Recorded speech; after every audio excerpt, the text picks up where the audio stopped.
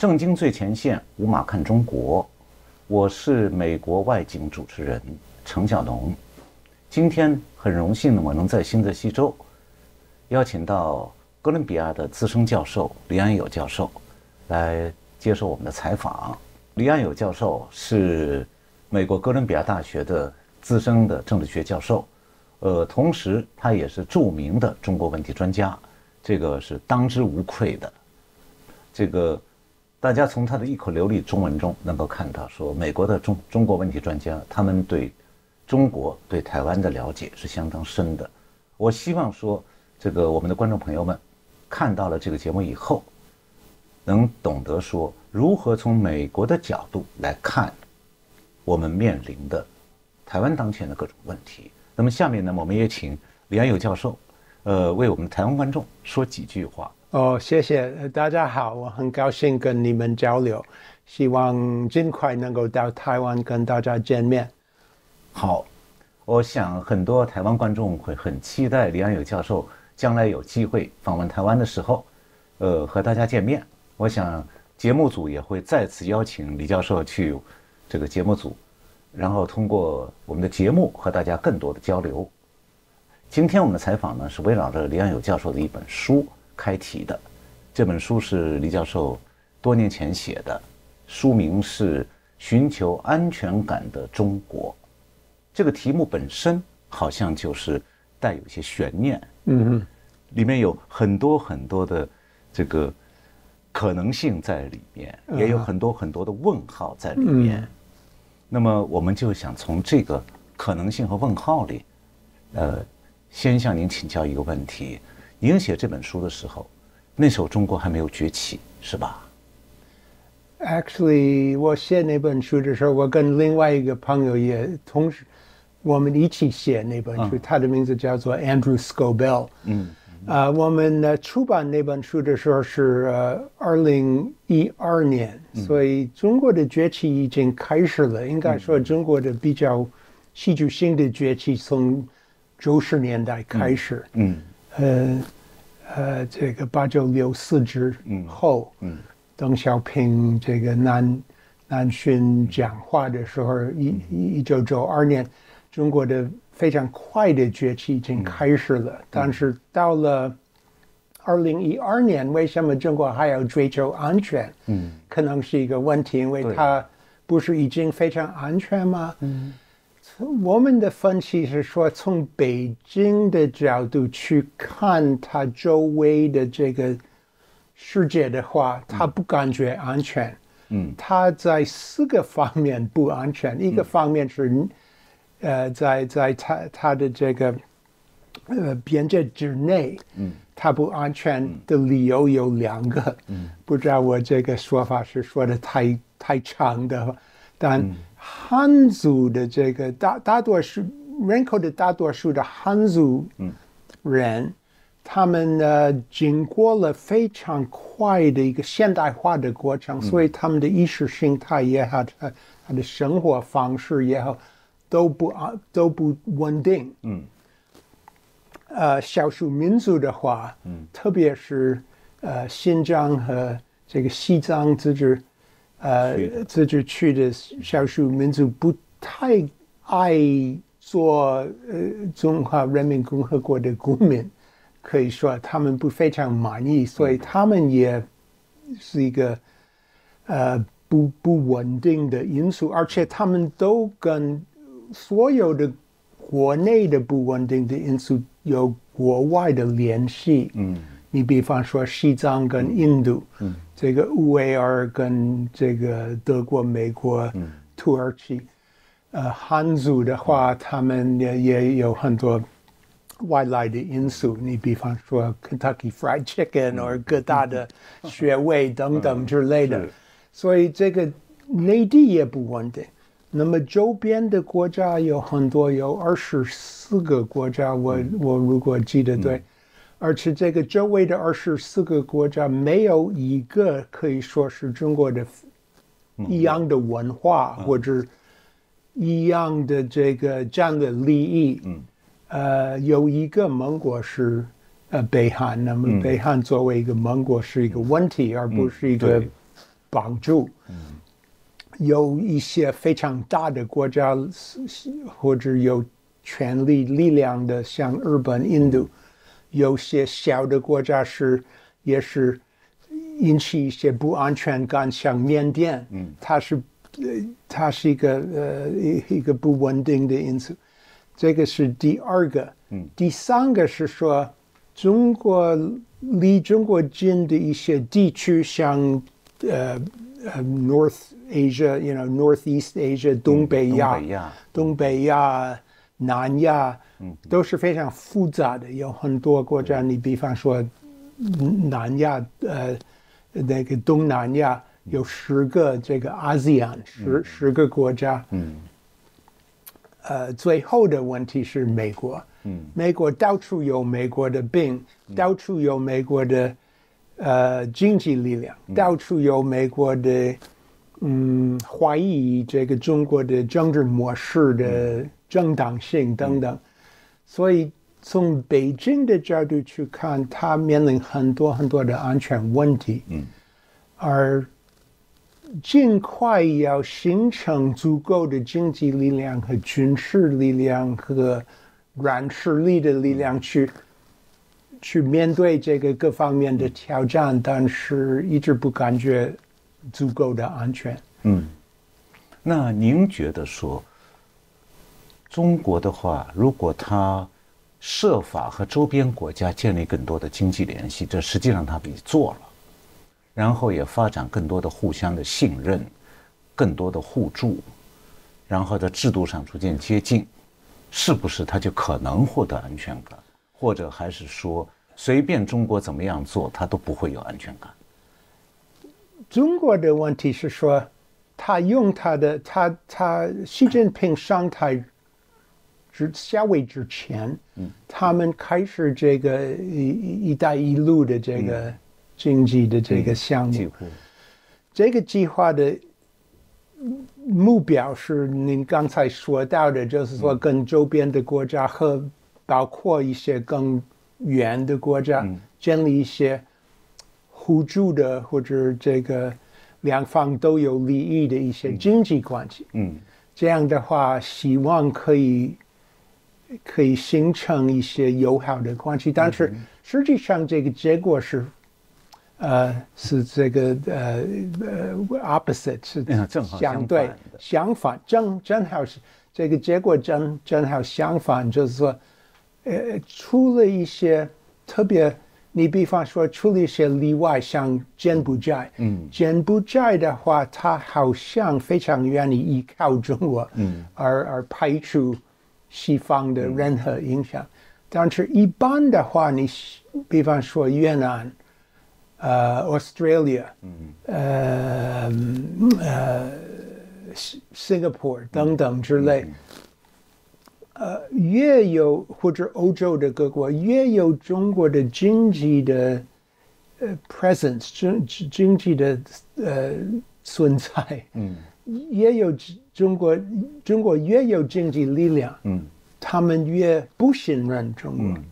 怀疑中国。为什么这个好像可能是非常不公平？从北京的角度来看，你美国来有经济影响，大家非常喜欢，但是我中国来跟你搞中国的经济的关系，你为什么越来越好像怀疑我的好意？不公平。我自己也不太知道，是不是因为美国是老这个霸权，中国是新的霸权，所以大家都好像不太熟悉，或者是不是有一定的种族歧视在内，就是说你白人在这儿，好像是非常自然而然，但是你这个黄人来在这儿。非常骄傲的告诉我们应该这么做的话，我们好像认为不对，或者是说，因为西方的美国的制度，虽然我自己认为美国有很多问题，美国有一个帝国主义的历史，这个我承认，但还是可以说美国的这个文化是比较和政治制度是比较透明度比较高。对，中国大家都不知道你目标到底如何，你对我这个目标到底应该是什么？还有一个在亚洲特别可能有关系，就是说美国远，中国近，所以你认为，中国的危险比美国的危险，可能这个亚洲各国认为是更可怕的。反正中国越发展它的经济力量，它没有得到这个互相信任的结果。一般的话，有些例外。那在这种状态下呀，好像逻辑上有两种可能性，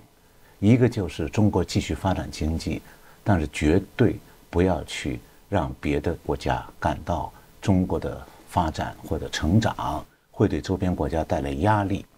那么也许可以减少周边国家的防范，反过来给中国增加更多的安全感。这是一种可能性。另外一种可能性呢，就是中国摆出了一个崛起的样子，特别是习近平上台以后，然后逐渐扩大军事力量，这就正好按照您刚才讲的那个逻辑，就给出了另外一种新的压力，就证明了说，让这些周边国家感觉它果然不错呀。我们就担心中国不透明，不知道他在想什么，现在终于告诉我们了，原来你中国经济强大了以后，你就会发展军力，就会对外威胁，你也有霸权，然后我们对你的担心是完全合理的，是应该的。那么这样的话，反过来周边国家对中国就更加的担心了，然后中国等于自己制造出了一个新的这个安全感的失落或者消失。那么这种情况下，你觉得在中国崛起过程中，周边亚洲国家全都他们也都失去安全感了，就是整个亚洲地区啊，都找不到有几个说我安全感增加了的国家。那您觉得中国的崛起有没有给什么国家带来了安全感？有没有 any positive impact of that？从安全感的方面的话，应该说，东南亚的国家和东北亚洲的国家，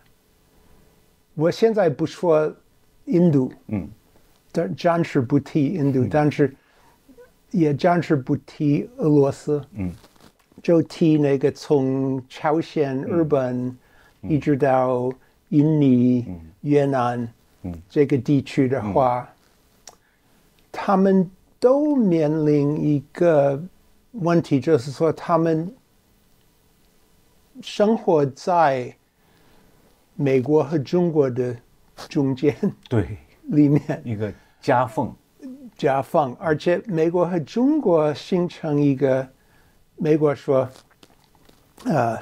战略性的比赛，strategic competition，但是中国一般的话认为这个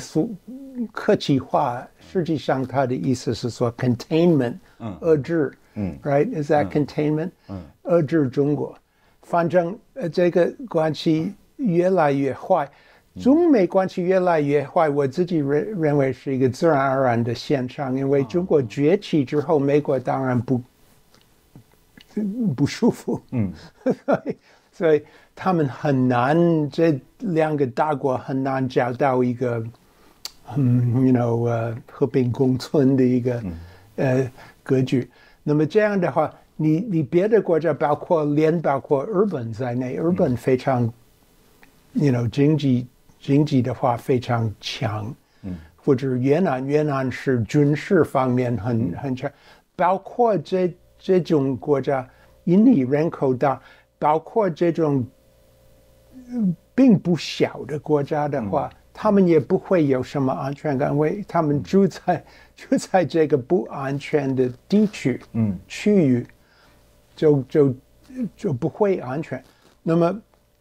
中国的崛起原来是和平崛起，原来是这个说的。邓小平的这个怎么说？邓小平说韬光养晦。原来是邓小平的韬光养晦。对。和平这个谁是和平崛起？我忘记是一个。胡锦涛。不，胡锦涛下面有一个谁先说这个话是一个知识分子。反正 OK，so 原来是这个韬光养晦和和平崛起的这个提法，但是习近平上台之后，习近平好像认为，我自己估计习近平的看法是这样，他是说，按照马克思的理论的话，按照历史的经验的话，美国的势力会下降，这个是一个必然的现象，美国会下降，因为苏联解体之后，美国战事非常庞大，但是这个不会永远维持，所以美国一定要下降。但是 Trump 上台之后，美国的 actually Obama 做总统的时候，习近平认为美国的下降已经比较快，因为 Obama 是我自己是这个支持奥巴马，但是这个是我认为是习近平的看法，认为奥巴马是一个 weak，弱的一个总统。你比方说在 Syria， 他说有一个红线，但是他没有，或者俄罗斯，奥巴马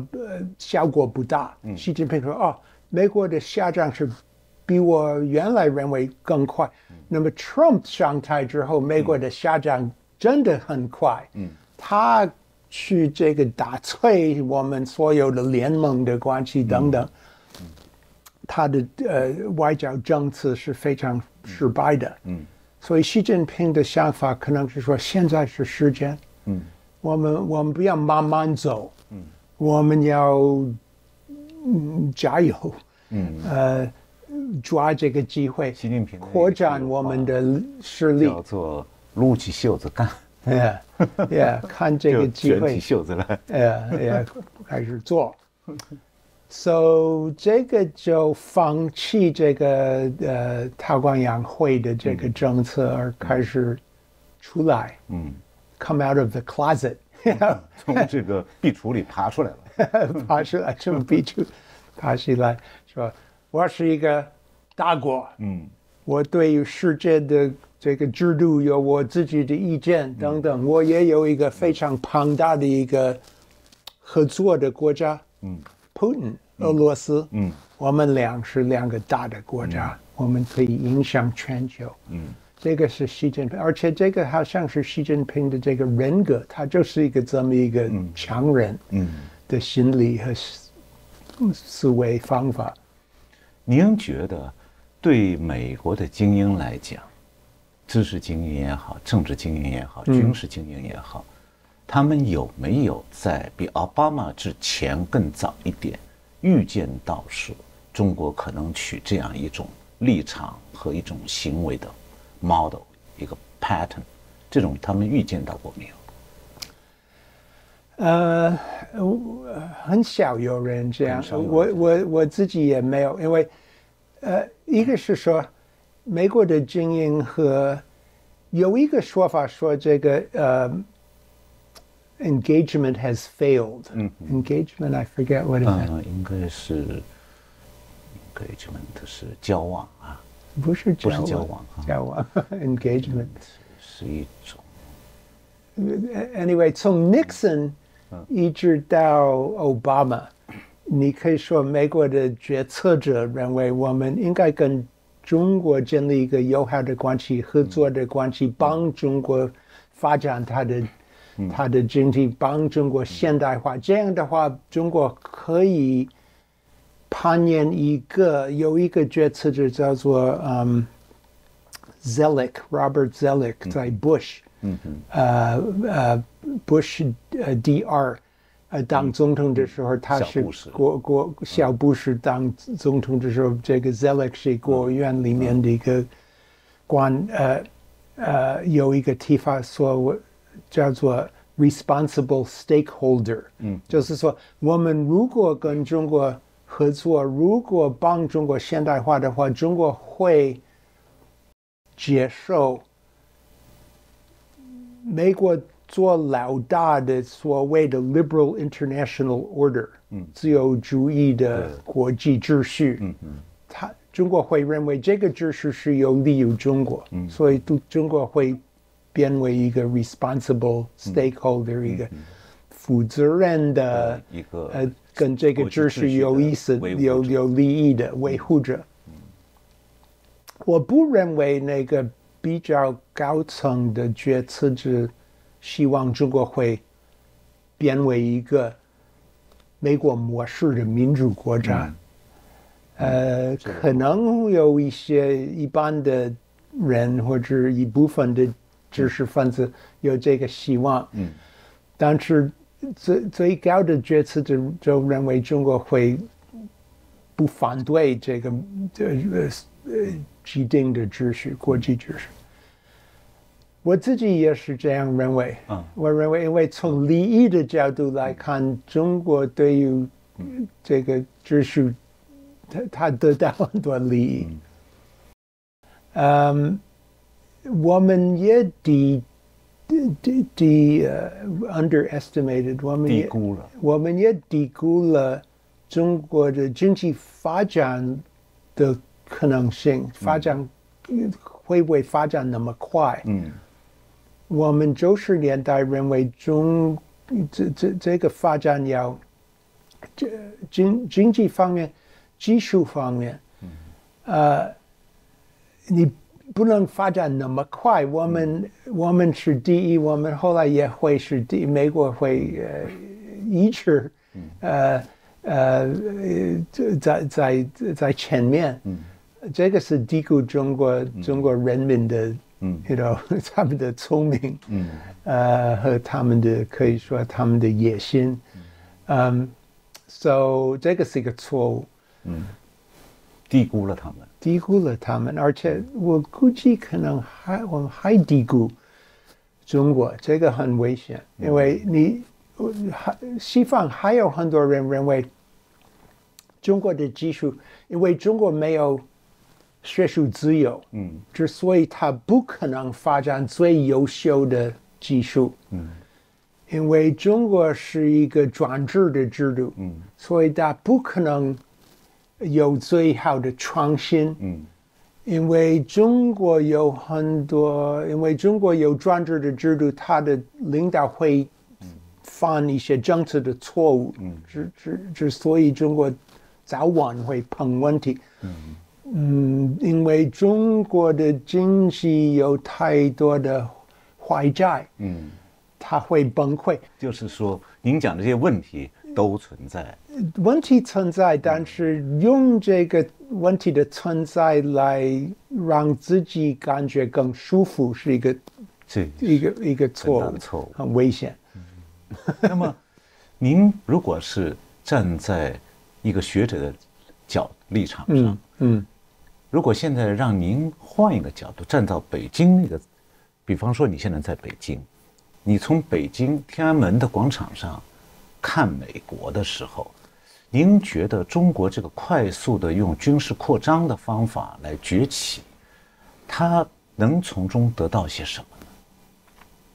它为什么非要这么干？它有什么利益呢？我如果站在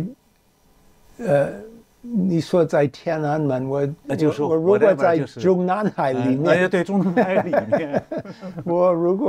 果请您去做报告，我如果是中国的领导人，他们可能邀请我去领导，对不对？对，说李阿牛，请您阿牛妹，您来担任国务院总理，很好玩，我如果是中国的领导人，我大概会这样看美国，就是说，美国是一个典型的国家，它不是跟别的国家不一样，而是历史告诉我们，任何一个国家会追求最多的权利和影响，他为了自己的利益而奋斗，美国就是这样，他不是例外。那么美国的利益在于在最大的程度，最大的程度控制全球的所有的资源、权利，规定什么东西，而且美国从历史。因为历史的发展，它现在有一个特别特权的一个地位。美国在亚洲是最有军事力量、最有经济力量等等，而且它不想让这个让给我自己认为我应该享受的这个部分，或者这个 what do you say 这个分数，这个 share， 这个份额。我应该有我自己。我是一个大国，我中国是一个大国，人口大，地大，而且我的文化也是非常伟大，而且我不想伤害别人的利益。所以为什么我不会享受，特别是我的地区亚洲的一个公平的一个份额？That would be 北京的观点，就是说。美国不会让我，他不会因为公正的理由或者什么理想的或者逻辑的理由去让我，这个势力的一个我应该享受的部分，所以我只能去抓我应该享受的这个力量。那就是说，这个抓本身是带有seize 的这个。要 seize， 要去夺取。第一是台湾，台湾是我的，我认为我如果是北京的领袖，从历史是我的，从国际法律是我的，属于我的土地。为什么我到现在为止还没有享受这个而台湾不是一个小的，什么小的一块地，我可以随便让，它是一个非常富裕的。技术进步的、战略意义非常大的一个，我一定必须，这个有的一块地，而且它原来是我的地，还没有入到我的控制里面的理由，只有一个非常简单的理由，就是美国不让，美国加入。美国为什么有权利加入这个问题？没有什么，他没有话可说，他只说，这个是我的一个中国的原则，什么东西？美国说不是，不，我要改正这个，美国的是一个中国的政策，而不是一个中国的原则。对，政策可以变，原则不会变。So。中国认为这个证明，你如果怀疑美国对中国有坏的，what do you say bad faith， you know，这个就是证明，很简单的。那么第二是这个南海，南海也是从历史上也是我的东西，而且它也是有经济的意义，有战略的意义。为什么我要让美国也不是一个太平洋的，不是一个美国不是一个亚洲的国家，它在南海没有什么territorial claim， 没有这个领土的诉诸哈。诉诸对美国，为什么美国的海军往往在南海要这个sailing and 他说华盛顿想他可以告诉我们这个南海国际法是一个什么法，这个没有理由。所以我如果是中南海里面的话，我会这样想。那如果问您一个问题假如站在中南海的立场，您觉得说这个一旦他们把台湾拿过来了，你认为这是他的最后一步呢就满足了，我就到这儿为止了，还是第一步？是第一步。我自己不认为中国会很快攻击台湾，但如果他攻击台湾和抓台湾的话，而且他如果攻击我不想他可能不会成功。但你的问题是说，如果万一他拿到台湾，他是不是满意？我的回答是他不会满意。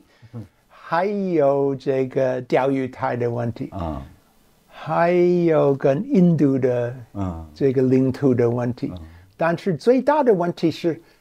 亚洲还有美国的力量，美国的力量是遏制中国，让中国不感觉安全，所以他还要把美国不是说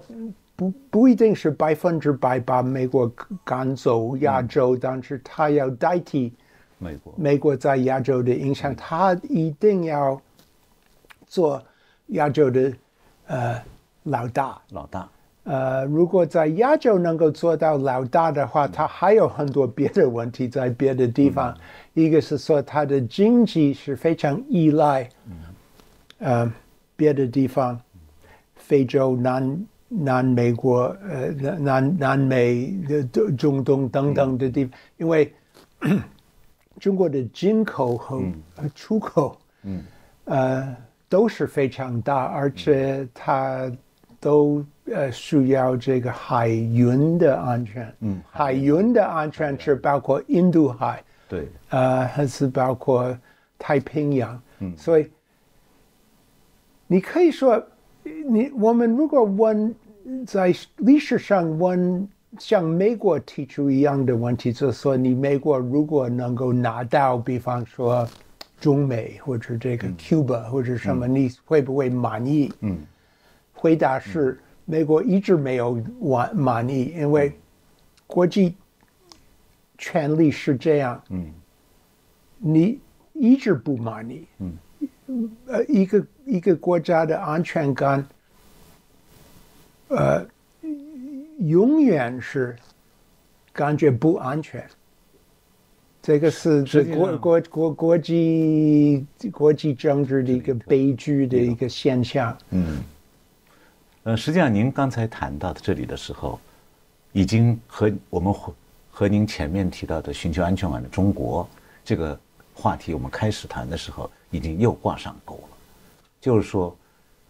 中国如果想拿台湾，那只是他的各种说法当中一个，然后呢，假如他拿到了，他还是没有安全感，那么他越是想这样做，他安全感越少，然后他为了这个安全感不够，他又去拿，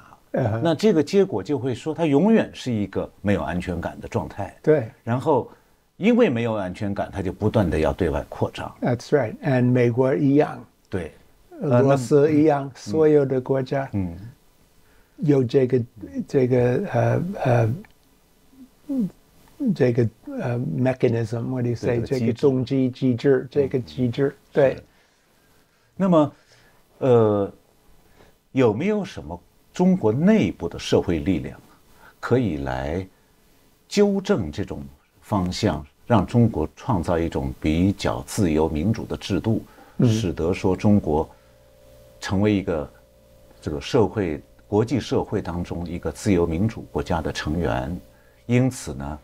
就像加拿大和美国一样，不会有真正的彼此的严重的不安全感。美国不会害怕加拿大有什么对美国不利的做法，加拿大也不会担心这一点。那么中国有没有可能？因为以前美国也有一种说法，就是这个对中国中产阶级的逐渐的增加，中国社会越来越中产阶层化，随着城市化等等，那么这样的话，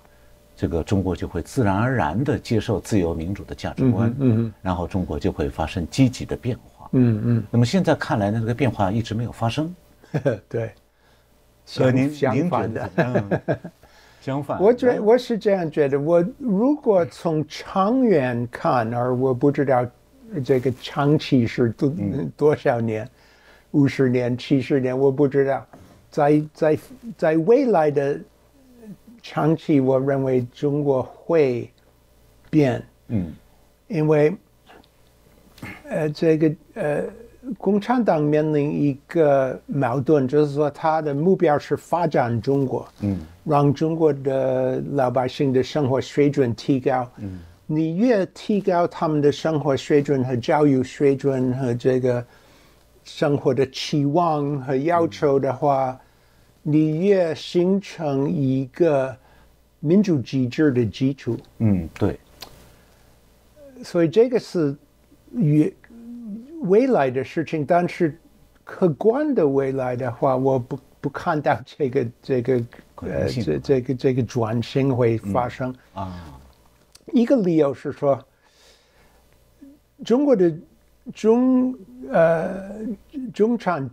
阶级，他们不用阶级两个字，他们用阶层两个字。中国的中产阶层的话还是少数，它虽然是几亿人口，但是它还是中国的少数，所以他们这个中产阶层害怕，如果有什么政治的不稳定的话，他们可能被下层的各个工人、农民被剥夺或者什么东西，这个是一个。第二个是政府的这个成就到现在为止还是比较客观，就是说它经济发展快，国际影响也推广，还有这个宣传的工作是有效，还有我们刚才提到的美国的敌对态度，让一般的中国人认为我们是被攻击，我们是被看为敌对势力，为什么这个不公正？所以他们的爱国倾向、爱国的情绪比把美国的态度被强化。所以从各种各样的理由了，还有一个可以说传统文化，就是中国的，还有就是中国人还有他们的传统文化的影响，他们比较愿意听这个父母官的命令等等，认为我们要靠政府领导，所以这个各种各样的因素就形成一个情况，就是说这个中产阶层，而且中产阶层在中国是非常新的，不是一个老陈旧的一个经济势力，所以他们好像还在学会怎么做一个 middle class person，要买车，要买房子，要这个派孩子们去国外留学等等，这个都是非常忙，没有时间想政治。一般的人，这个愿意想政治的人是很少，知识分子当中一部分，知识分子不太，我所认识的知识分子不是非常高，愉快，他们对政治制度不是非常满意，但是他们还是少数，而且政府控制你的一切，所以你要反对政府的话很危险。您觉得说，过去中国政府一直在讲说中国的社会主义制度是优越的，那么这是一个 propaganda， 我们不管它一个宣传。那么另外面还有一个说法，就是中国这个社会不适合民主制度，不适合民主化。这也是他们的宣传。但是他也同时宣传说台湾是中国的一部分。问题是台湾已经有了成功的自由民主制度，而且几十年了。整个社会是一种非常欣欣向荣的状态，大家都台湾民众，但绝大部分都喜欢这个制度。那么这个现实和中共的说法其实已经构成矛盾了。您认为说台湾的民主化、整个自由化，这个从威权体制下走出来以后的这条道路，这个台湾经验，有可能在中国从高层到中产不同阶层中会产生正面的影响，让他们从中体会到说，如果我们这条道路可以走的话，我们是不是可以试着走一下？您觉得可能吗？我认为台湾和香港的经验都告诉我们，就是说中国人可以可以生活在一个民主体制和法治真正的法治体制之下，而可以发展，可以繁荣。但台湾的转型模式可不可以在大陆发生的话，这个台湾的模式是一个从上而下的，有两方面，一方面是党外和台湾老百姓里面有这个要求民主的这个这个运动，